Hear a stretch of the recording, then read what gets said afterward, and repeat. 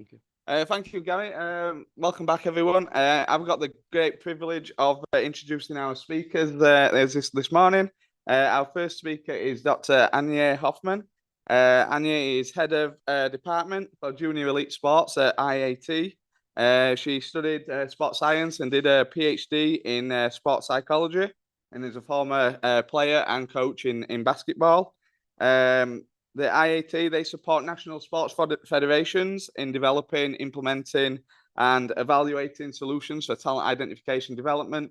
And I guess that's what Antje is going to talk about this morning. So welcome to the stage, Antje.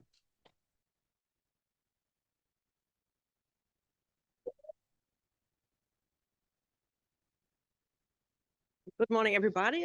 Thank you very much, Kevin, for the nice introduction. It's a crazy feeling when the chair of the session is more popular, more famous than the speaker himself or herself, but it will be okay for me. Thank you very much. I'm really proud to be here, and it's a honor to be here. I love it. I unfortunately couldn't be here yesterday in the sessions, but I'm looking forward to be part of the iCoach Kids family today, and maybe or hopefully I can give you a few insights what we are doing, and hopefully that I hope that you can take something from this with you. So I want to start with not a short introduction of me, but of our institute and what we are doing. I'm working at the Institute of Applied Training Science. It's located in Leipzig. It's a research institute of the German sport. It's committed or belongs to the German Ministry of Interior, which is in regard or in charge for sports as well. So our job is not primarily doing research like at a university maybe. Our focus is on scientific services. So you as coaches, you have to strive for your goals primarily in junior elite sports to develop athletes to the top. Maybe the heads of your federations or the heads of your clubs think that your task is to win medals. In my opinion, it isn't. It's to develop athletes. But when doing this, you don't have that much time to read all the latest articles and scientific books and so on, the stuff, and to think about that much how to implement this into your practice. Therefore, we think that it's our task to translate the scientific knowledge into practice and to help coaches, to help federations to implement it into their practice. That's what we are doing. And we are acting within a complex system. So maybe you can imagine the most complex system you can, and then double the complexity, and then you have an idea how the German sports system works. So in the center of it, for sure, there are the athletes. In this example, it's a cyclist, a junior cyclist, and he is dealing with this microenvironment, with the coach, with family, with his peers, training group, and so on. And on the next level, on the next dimension, you will find the sports institutions. And in Germany, we do have a large amount of sports institutions who shall, in the best case, work together. So we have federations on different levels, on the regional level and on the national level for sure. We have the DOSB, the Sportjugend, we have on a regional or state level, the umbrella organizations, Landessportbünde as well. And we do have our organization, we have Olympic performance centers, trainer academy, a vast number of institutions. And then we do have the sport funders, the institutions who are giving the money. And we're all for sure working in the macro environment and the society, the cultural factors behind. And the great challenge is bringing all these pieces and these gears working together and to interact and to interlock in the best way to support and to promote the athletes. Sometimes it happens and it works, but sometimes there's some sand between the gears, as you might imagine. And in the beginning of my presentation, I want to talk with you about talent, about our understanding of talent. And talent is a term or a phrase which every one of us uses. You use it as well. But I'm not sure whether we are talking about the same thing when we are talking about talent. And therefore, I want you to use your mobile, to take your mobile, to go onto the menti.com website and enter these numbers, this code. And afterwards, please describe within 3 terms, every one of you has 3 terms, what does talent mean for you? Use short terms or short phrases, and afterwards we will have a look onto the results. So you have to switch on the website.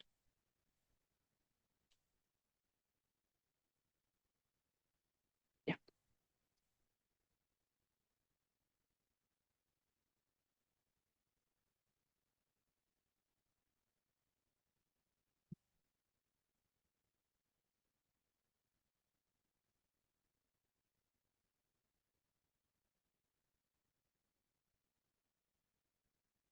I can already see some results. You unfortunately not yet.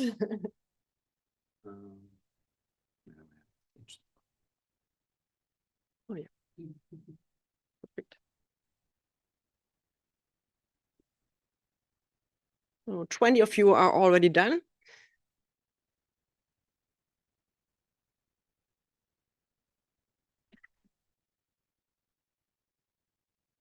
The bigger the term is written, the more often it is mentioned by you.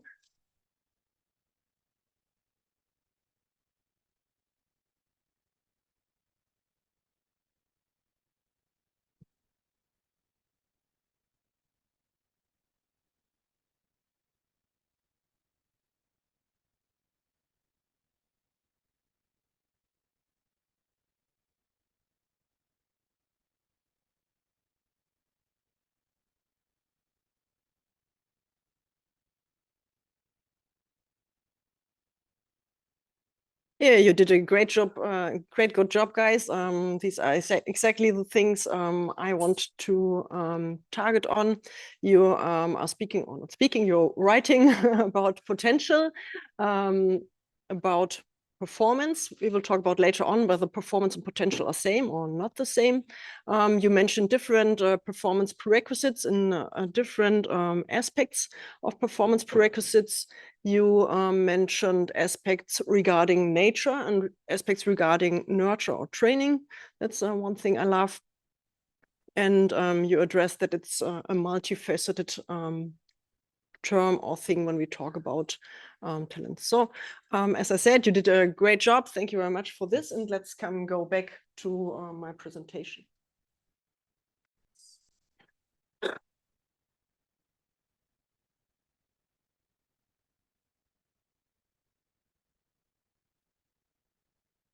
Yeah,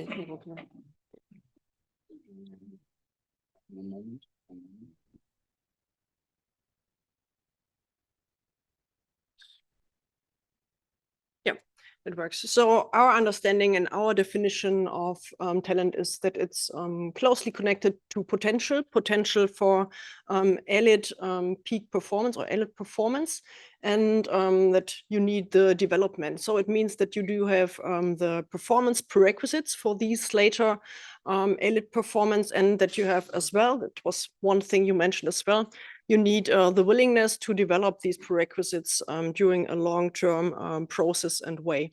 And another aspect, which is quite important, that it's not enough to have the will and the prerequisites. You need an environment to grow and to develop as well. These are the main points within our understanding of talent. If I would have my ideal world for talent identification and talent development, I would promote every athlete, every junior athlete, giving everyone the possibility to experience support and promotion measures. But in the reality, we unfortunately don't have this. We have limited resources. limited money, limited number of coaches, and limited number of infrastructure elements like gyms or swimming pools and something like this. And therefore, we have to make decisions. We have to decide which athletes we want to promote and how many athletes we want or we are able to promote and to support. And actually, in the current practice, this is mostly done on the base of the current performance of the athletes, of the junior athletes. So you have a number of junior athletes, you see how they perform, you set a benchmark, and you decide that on those guys on the right hand, they will be promoted or supported in the best manner, and those on the left hand, they are deselected or not regarded for talent promotion measures. And what we are interested in is not their actual performance. We are interested in their future performance and their potential and what they will do in the elite level.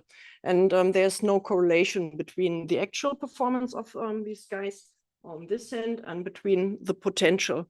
So therefore, if we do this, if we decide who will be promoted on the base of the actual performance, regardless whether this is in competition or in motor tests, then we definitely find some of the right guys of the prospects, but we have a high risk of excluding some of the other guys who don't have the potential, who have the potential but haven't been identified because they did not yet have the performance on the youth level.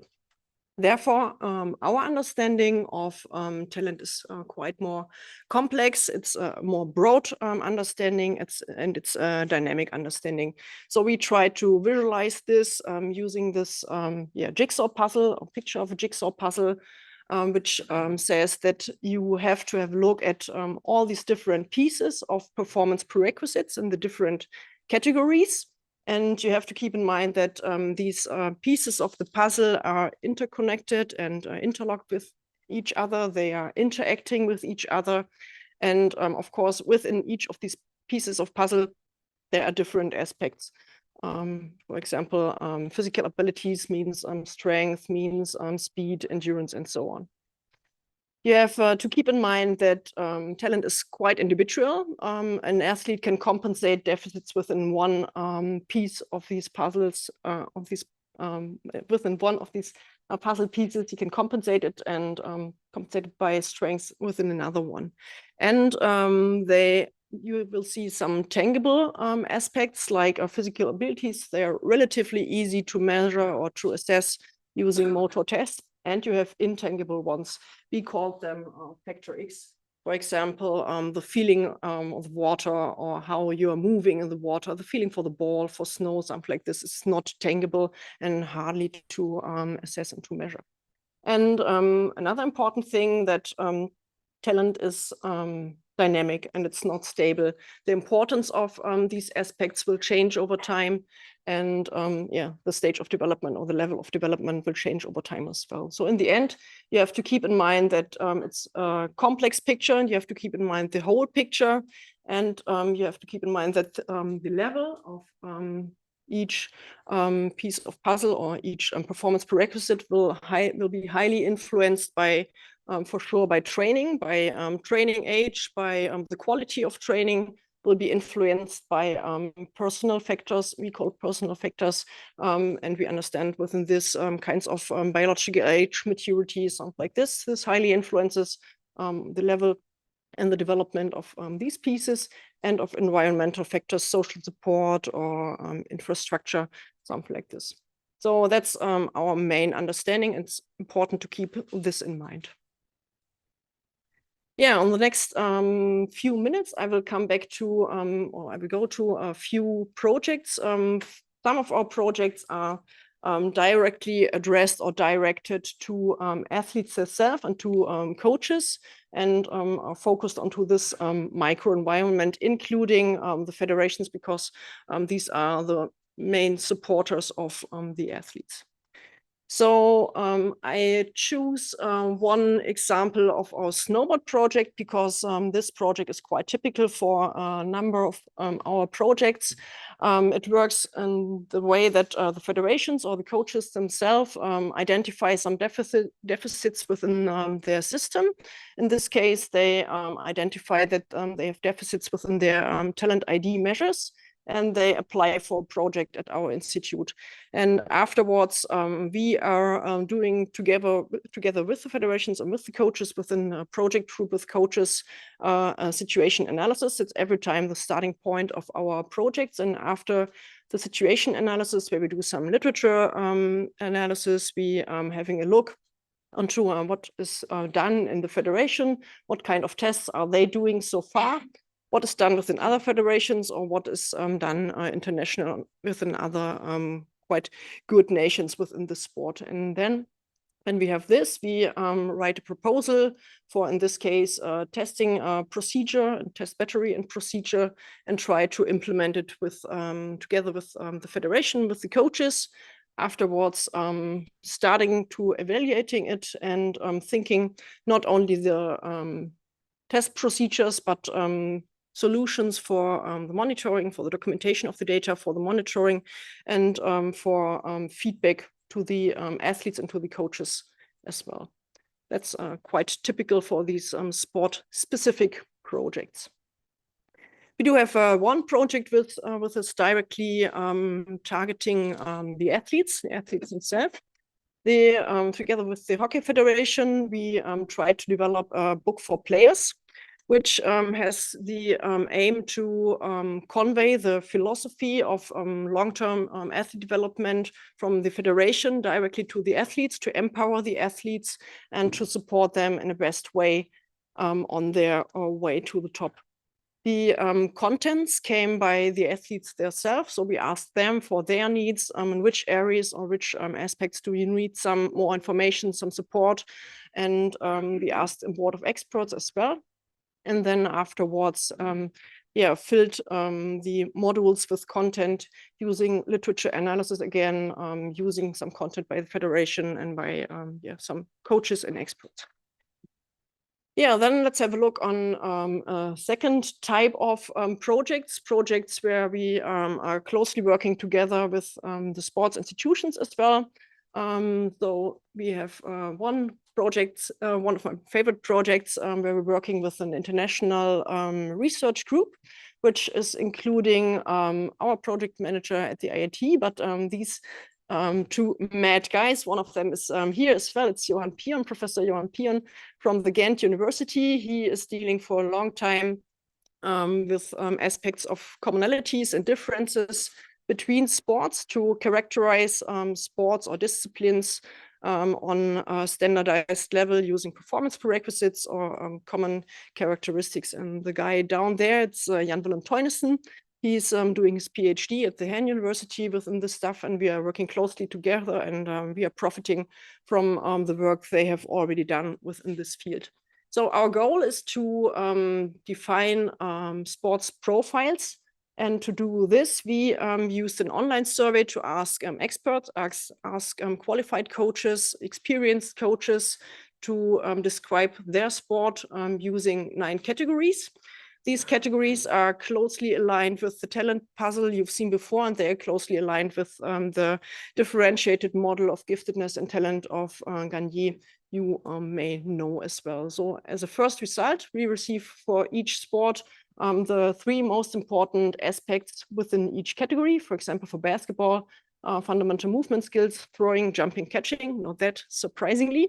And on the next level, we will have a complex overview or visualization of the demands of the sport using this sunburst diagram. These are the 9 categories again, or 7 out of these 9 categories, and you find each item within the category, and you can see how important this is for the sport.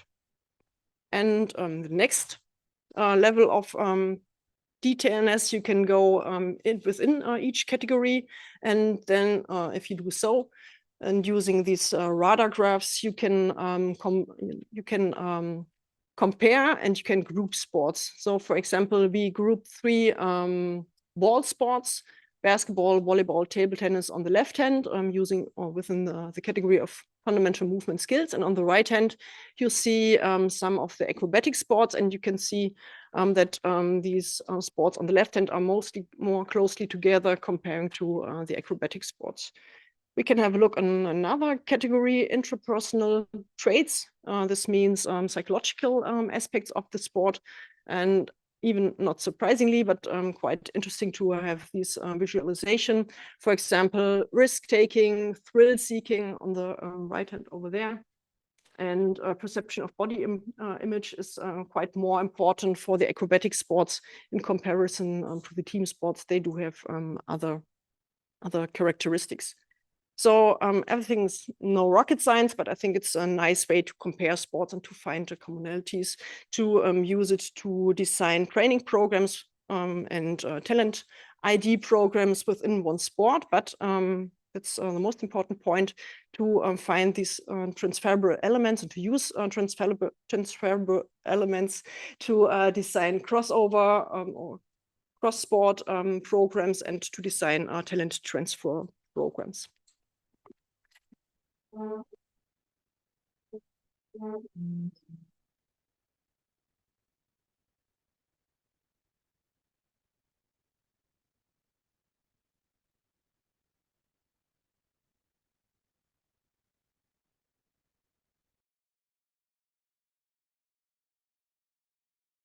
Yet in the end.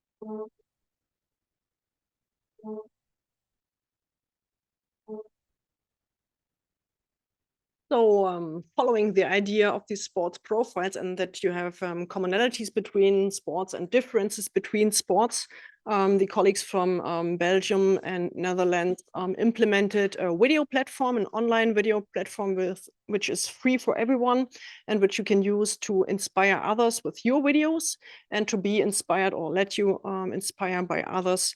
You can use this platform as federation, as a coach as well, for sure, but also as a federation. There are also already collaborations with, for example, the International Badminton Federation.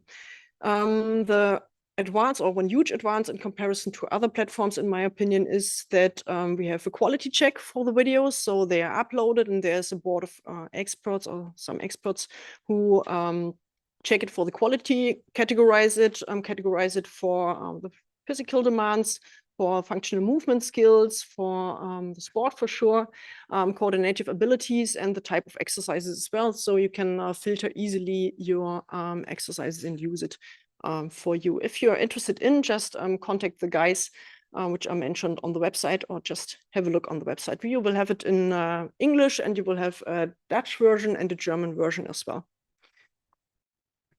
And you have the chance to be part of the whole project. If you want to and you're interested in, just contact Jan Willem Teunissen, or if you want to support the idea of the development of the sport profiles, just be part of the survey and participate in the survey. Another project is the project of prevention in junior sports, because we are interested in improve preventional aspects and enhance our efforts within this area. The idea is to identify focal injury points in junior athletes, and individual risk factors within the junior athletes. Therefore, we try to use a standardized measuring tool within the basic medical examinations, which have to be done by every athlete once a year. So far, every institution who is doing this examinations uses their own measurement system, and they are not connected, so we don't have a database so far, and we try to work on this. And on the next level, we try using 2 example sports. We try to go more into sports specificity and more in detail, and try to record all injuries which occur within athletes within one sport, and the squad members within one sport, using a similar tool for data documentation and monitoring. And this shall be used within these 2 sports by all medical staff members, by coaches as well, and by athletic coaches, strength and conditioning coaches, and by physiotherapists as well, to have a report about the injuries which are happening within a sport in junior elite sports. Yeah, and last but not least, we want to have a look, or I want to have a look together with you onto 2 projects which regard or focus onto the whole and complex system. The first one is to understand, or to make the whole system understandable, to describe how talent identification, talent promotion, junior elite sport work within a special kind of sport. Therefore, we generated these fact sheets for different Olympic and Paralympic sports. Within these fact sheets, you can see some quick facts about and figures about the association, about talent search and talent ID as well. You will have one section which topics the international medal achievements, the structure of the squads and the development of the squads. And you have a large area describing the long-term athlete development and the promotional measures within this for this special discipline or sport. And this helps to understand how the sport works for all who are involved within the sport, which was not that easy so far. And the last project is dealing with the graduation phase, the schooling graduation phase of junior elite athletes, and their decisions combined with this within this phase concerning their sportive or sport career. This was introduced because we have a higher dropout rate, at least in Germany, within this phase of the athlete development. And the question is, which factors are related within their career decisions? So we started again with this literature analysis. I think you addressed this topic already yesterday. I hope you didn't tell anything else than me or than I are doing now. We found out that there are 3 main constraints which are connected with career decisions and dropout behavior. On the one hand, the intrapersonal factors, the social or interpersonal factors, and the structural factors as well. And based on this, we conducted a survey. Did now the second time of measurement for the survey of junior elite athletes around this graduation phase, and targeting the aspects which are mentioned there. So how's the actual dropout behavior, and how are they able to manage their dual career, and which of these factors are correlated with their decisions. We do have some, but only a few preliminary results. First, one important result is that the intrapersonal factors, they are strongly correlated positively with decisions to stay in the sport and to stick in the sport, whereas structural factors are or maybe some obstacles on the way to the top, and they are more closely correlated with the decision to leave the sport, to drop out, or with some uncertainty within their decisions. The social factors haven't been mentioned within our survey by the athletes. They expressed that they feel well supported and don't have any problems with the social factors. One important thing seemed to be the perceived performance perspective. We asked coaches and we asked athletes as well. And interestingly, there is no that high correlation between their perspectives and their perceptions. And if an athlete perceives a low perspective for his performance development, then the risk of, or not the risk, because we can't say it so far, we only did the second point of measurement, but the intention to stick in the sport is then lower when he perceives a low performance perspective, or maybe it's kind of self-efficacy. And even if the coach perceives a high perspective for the athlete, they have a lower intention to stick in the sport. So this may be an important tool for you as coaches to use to compare your perspective with the perspective of your athletes if they match to each other. Yeah, that's all of mine. It's come to a quickly conclusion. I extended a little bit and ran out of time, but I hope it will work. Yeah, what shall stick to you out of my presentation? It's a long way to the top. That's not that surprisingly for you. And we don't know, especially within these phases in here, in this foundation phases, on the beginning of the talent phase, when you use these FTEM model of Jason Galvin, we don't know, we know prophets. We don't have a crystal ball, and we don't know who will make it to the top. Therefore, you can go back to Jean Coté and the outcomes of long-term athlete development he highlights are like this. Here's 3 Ps. 1 P is performance. So that's one point we should targeting. What is the performance and what are the requisites needed to go this way? But the second thing is participation, which is highlighted within this big bubble for grassroots sports, because maybe 990 out of 1,000 athletes in here will go this way, and only 10 or less than 10, maybe only 1 will go and make this way. So we have to keep in mind all of them. And then you will go to the third P, it's the personal development.